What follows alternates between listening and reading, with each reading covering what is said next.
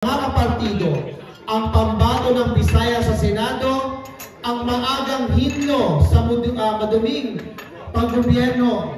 Akin pong ipinakikilala sa inyo ang ating susunod na senador ng Pilipinas. Walang iba, mga Manileño, Senator Attorney J.B. Hinlo. Salamat po.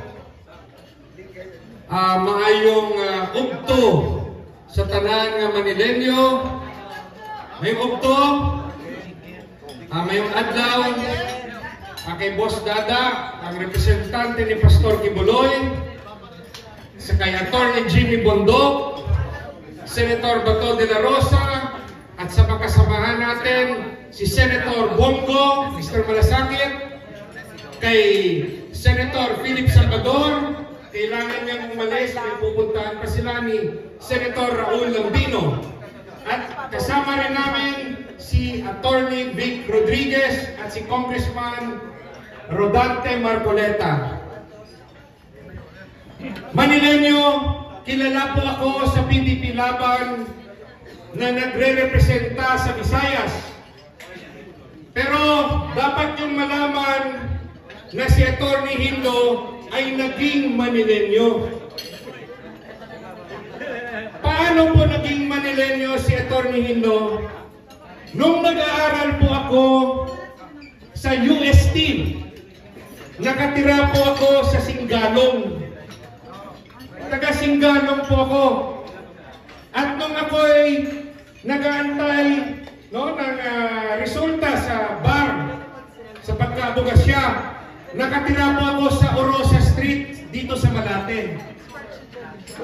Naging masaya po ang aking pag-alala sa Manila. Papuntang UST sa Espanya, baha sa Espanya, buhay sa pagko-commute sa jeepney. Yan po naranasan ng senador na galing Visayas. Bakit po ako tumakbong bilang senador? Kailangan po, sapagkat nakita ko po wala ng direksyon ang ating nasyon. Kayo na nasa barangay, alam nyo yun. Kailangan nyo magpakasipsip sa ating mga mayor, sa ating mga congressman, para magka-project. Pag hindi kayo makisama sa kanila, mahihirapan po kayo sa barangay. Yan ang nangyayari sa baba.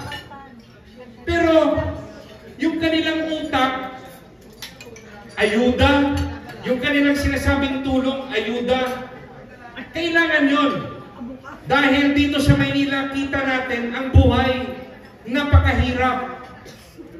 Ang buhay ng informal sector napakahirap.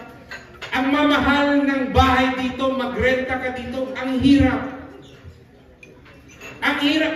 Hindi gaya sa probinsya, may parking space.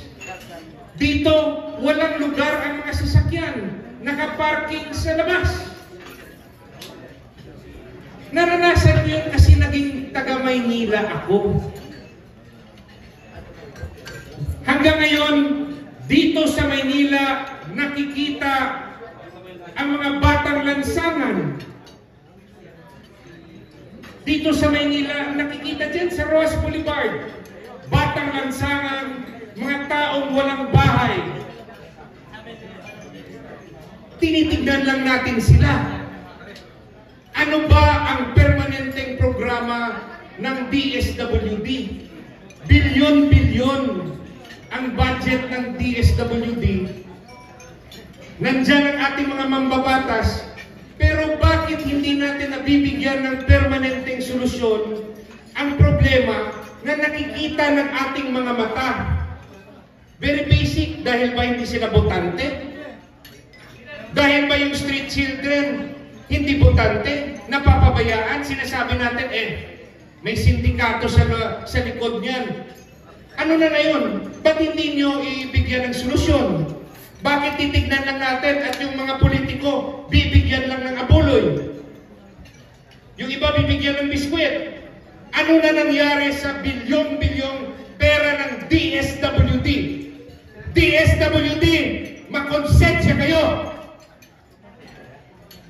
DPWH, mga daan dito. Ang daan ba sa Maynila na maayos, sinisira ba ng gobyerno? Dito sa Maynila, sinisira ba nila yung maganda pang daan? Ano Manila? Sa probinsya, marami. Sa Bacolod, sa Negros, napakasakit tignan, magagandang daan, sinisira. Eh dito sa Maynila, hindi ba perwisyo yan? Maganda pa yung daan, sisirain. Eh di traffic. Ang hirap na ng buhay sa Maynila dahil sa traffic. Dadagdagan pa. At sino yung dadagdag? Gobyerno. Kasi kung may project, may komisyon. Ito mahirap, kapitan, no? Sa mga opisyal natin. Alam natin, o na-spekular natin, o pinag-usapan natin sa coffee shop, yung komisyon na yan. Pero yung tanong, kung kayo ba witness, kung kayo mga barangay captain, barangay official, witness sa korupsyon, madali ba sa inyo gumawa ng affidavit at mag-file sa ombudsman laban kay mayor, laban kay congressman? Madali o hindi? Madali o hindi? O wala tayong pakialam? Yan ang realidad. Pag hinayaan natin ang practice na yan, walang wasdamlag, walang future ang ating bansa. Dahil hinahayaan natin na ganyan lang ang ating kinalikihan at yan lang yung practice sa gobyerno, yan yung practice sa barangay, yan yung practice sa City Hall, yan yung practice ng Congressional Office. Yun ba ang gusto ng Maynila? Aantay na lang sa ayuda. Sa likod, sa mga kumakain sa likod, ano gusto nyo? Ayuda o programa?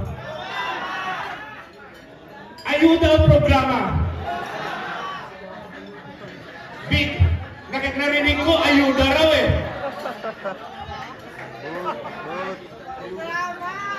Ang ayuda, okay yun. Okay, hindi ko naman sinasabi, titigilan ng PDP ang ayuda.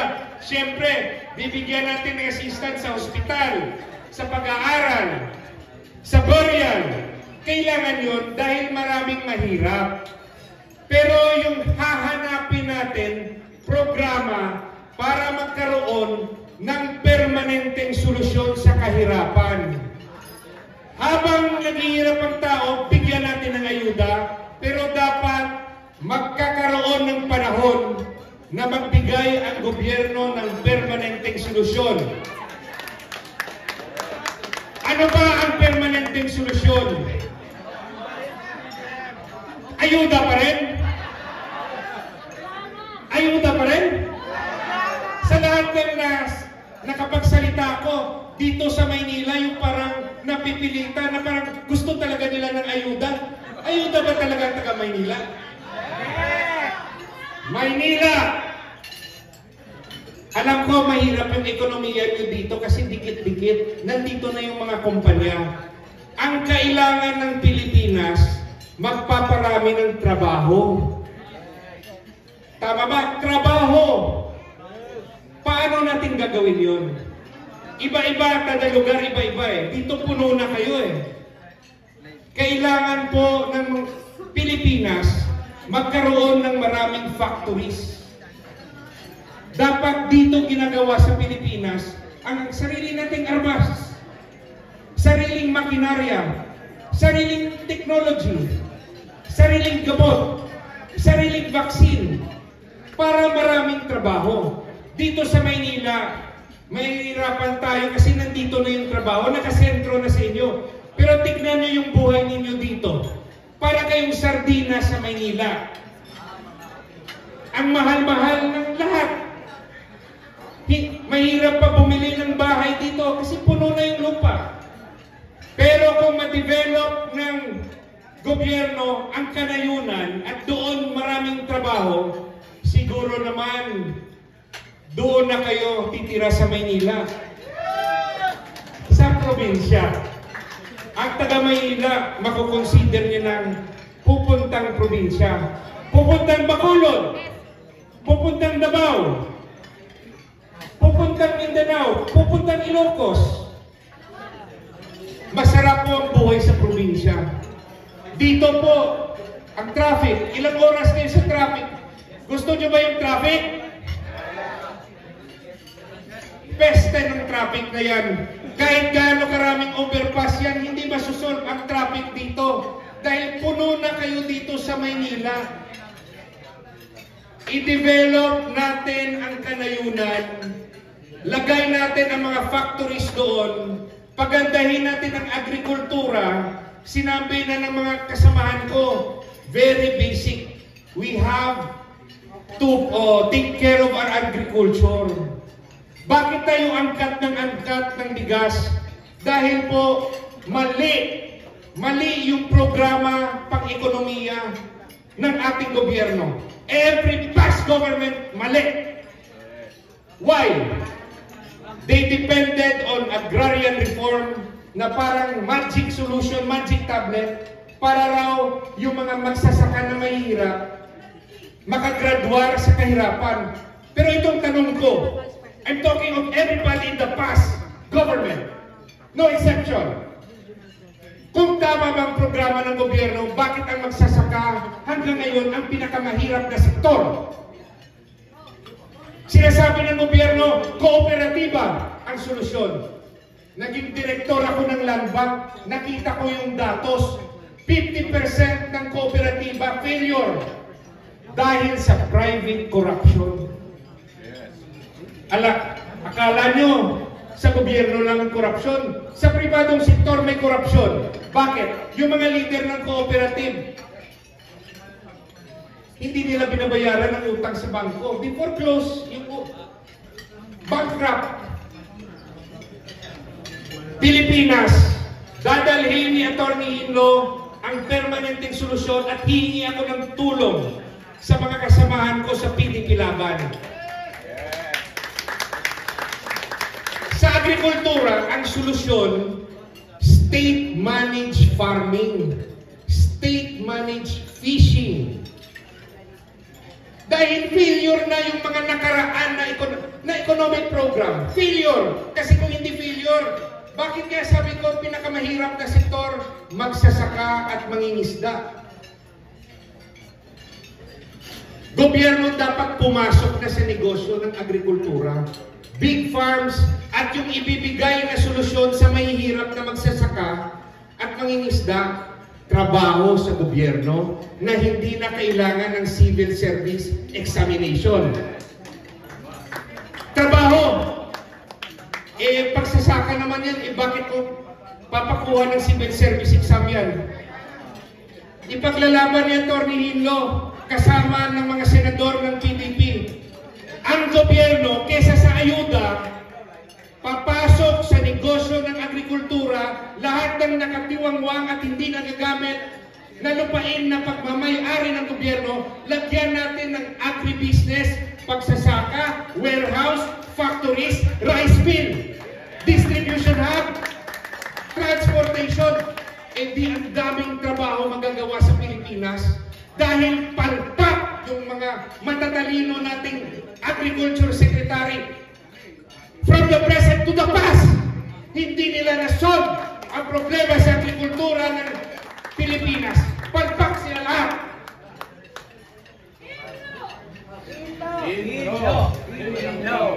Kilalanan nyo na ngayon ang Manileño na si Atty. Hinlo? Kanina hindi nyo kilala, di ba? Taga Singalong, taga Maria Orosa, taga dito ako dati. Manileño! Ang kasama nyo na si Atty. Jesus Villanueva Hinlo Jr. naging tubong Maynila rin. Dito rin ako, malaking parte ng aking buhay dito sa Maynila. Alam nyo ba dati, pag may nakita kong, pasensya na sa asawa ko pag nakakita ko nung nasa UST ako, magaganda yung mga taga-UST. Magaganda. Kaso wala akong kotse. Wala akong sasakyan. Namatay yung tatay ko, bata pa lang ako eh. Sumasakay lang ako sa jeep. So hindi ako makapangligaw kasi yung baon ko parang 20 pesos lang araw-araw eh. Sabi ng nanay ko, in-offer yung delasal. Eh sabi ko wala tayong pera, USD tayo. Alam ko yung buhay na mahirap. Yung nagko-commute araw-araw. Naalala ko pa noon pag bumabagyo, baha sa USD sa Espanya, dala-dala ko pa yung sapatos ko. Habang nagko-commute, ramdam ko po ang buhay Maynila. Ngayon Maynila, kilala niyo na ba ang ka-Maynila nyo, Atty. JB Hinlo? Salamat Maynila. Yung pangatlong programa ni Atty. Hinlo, dapat ang ating edukasyon mareforma. Edukasyon. Paano natin i-reforma? I-introduce natin ang subject Philippine Patriotism and Ethics Studies from grade 1 to college. Sa mga kaedad ko, naalala ko noon, GMRC, Good Manners and Right Conduct na subject. Bakit tinanggal ng gobyerno? Hindi ko maintindihan. Sa ngayon ba ang values ng kabataan magpayaman na lang? Yan ba ang success ng Manilenyo? Magpayaman? At yung iba, kahit nakita nila yung pamilya nila naghihirap, yung magulang nila naghihirap, iiwanan nila at hindi tutulungan? Yan ba ang gusto ng Manila? Manila, pera na lang ba ang utak ng kabataan ng Maynila? Baguhin natin. Kailangan ituro natin sa ating kabataan ang right values. Grade 1, love of family. Grade 2, love of community. Grade 3, what is the importance of education and study techniques? Ituro rin natin human rights. The dangers of illegal drugs. Ituro rin natin what is the Philippine government structure. Ano ba trabaho ng gobernador, presidente, mayor, congressman? Ano ba trabaho ng congressman? Manila. Trabaho ba ng congressman gumawa ng batas o magbigay ng ayuda? Trabaho ba ng congressman gumawa ng batas o mag-impeach ng vice president? Maynila, gusto nyo bang ma-impeach si VP Sara?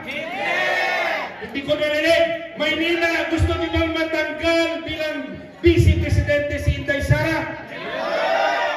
Pag gusto nyong labanan ang gusto ng mga mambabatas, dapat po lahat ng PDP laban na senador ipanalo ninyo. Lahat. Bakit lahat? Para po ma-convict si VP Sara, kailangan nila ng 2/3 vote sa Senado. 2/3. They need 9 votes. Kami ngayon, yung mga kandidato ng PDP, 9 na kami. 9. Sumali sa amin si Atty. Vic Rodriguez, yung kaibigan ko. 9 na kami. Lahat kami dapat makapasok. Para pag nakapasok yung lahat ng PDP laban, vote straight kayo. Huwag nyo nang dagdagan ang 10, 11, 12. Hanggang 9 lang. Puno ng PDP laban. Huwag na kayong bumoto 10, 11, 12. Makadagdag pa yan sa kabila.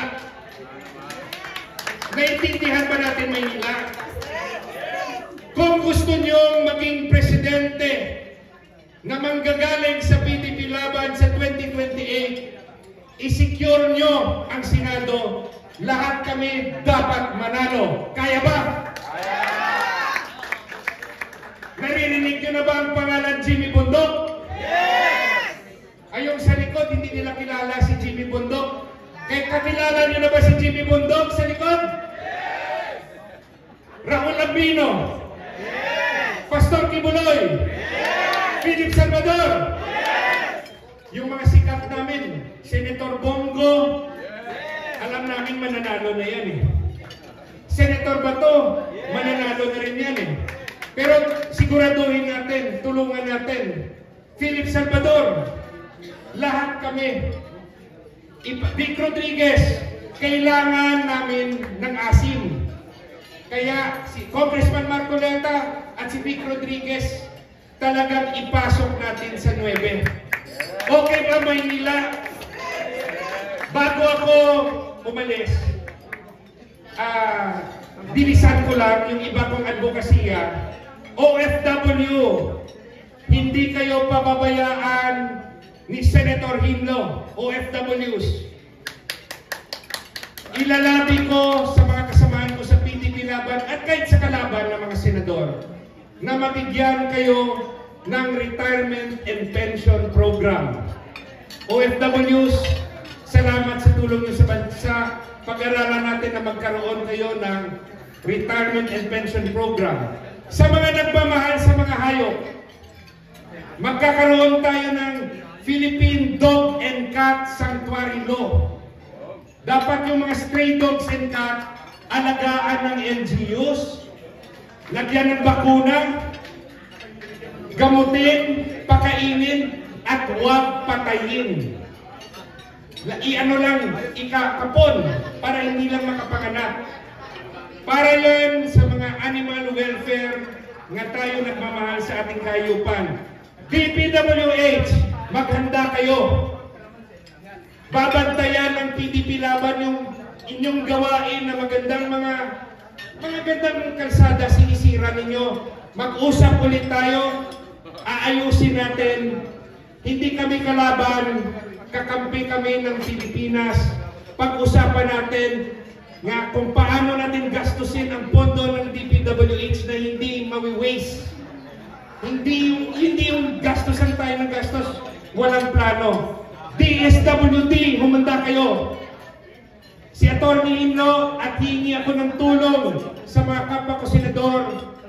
Bibigyan natin ng permanenteng solusyon ang street children at yung mga street dwellers, yung mga hindi nakakaboto pero nakakasama ng damdamin na kaya natin magpayaman pero yung nandyan sa labas ng kotse natin, dinadaan-daanan lang natin. Wala tayong magawa, wala tayong ginagawa. DSWD, mahiya naman kayo. Gawan nyo ng permanenteng solusyon yan. Kahit hindi sila botante. Maynila, nagpapasalamat po sa imbitasyon ninyo, kayong mga opisyal ng Maynila, ang nag-iisang senador ng Visayas. Nga dati, naging taga Maynila, hindi nakapag-asawa ng Manilenya dahil walang pera noon. Wala akong kotse. May hirap manligaw noon. Yung mga nakaka-girlfriend, yung may mga kotse. No? Kasi mag-date kayo sasakay lang kayo sa jeep. Maynila, kaibigan niyo po ako. Tutulungan ko po ang mga advokasya ng aking mga kasamahan. Magkaisa po ang PDP Laban at Team Duterte. Magkakaroon po tayo ng 9 senators galing PDP Laban. Salamat po!